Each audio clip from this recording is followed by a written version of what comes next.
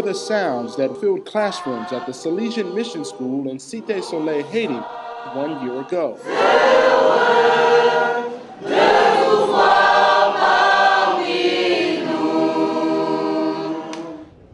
But since the earthquake struck a week ago, there has been silence. Disaster has leveled this sprawling school, a compound of about a dozen buildings, built with charitable donations from universities and churches around the world. School officials confirm at least 250 students are now dead, but they fear that number may be closer to 500, nearly all of the students in class at the time. This area used to be a park. It is now a graveyard. 16 students who were left unclaimed after the earthquake are buried right here within this circle. The school eventually plans to erect tombstones, which will list all of their names.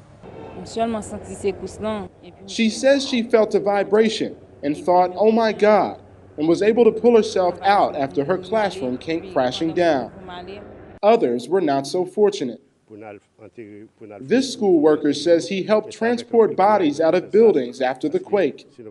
Schools like this are the only hope for education for so many Haitians. Religious orders, with the help of international donations, have built much of the country's infrastructure. Officials don't know when, if ever, the school will be rebuilt. Help may need to come from afar. 5 million Americans have donated to the mission since its inception, funding these classrooms that offered education in everything from reading and writing to trades like teaching and engineering. In one of Haiti's worst slums, Cité Soleil, the Salesian Mission provided the poorest of the poor with much more than schooling. For many, the school offered a source of food, housing, and a future. But the school will rise again, says Pierre Jocelyn, a Salesian priest, as will all of Haiti, he adds confidently. But first, workers must find the hundreds of students still trapped beneath the rubble. Todd Johnson, thegriot.com, Port-au-Prince, Haiti.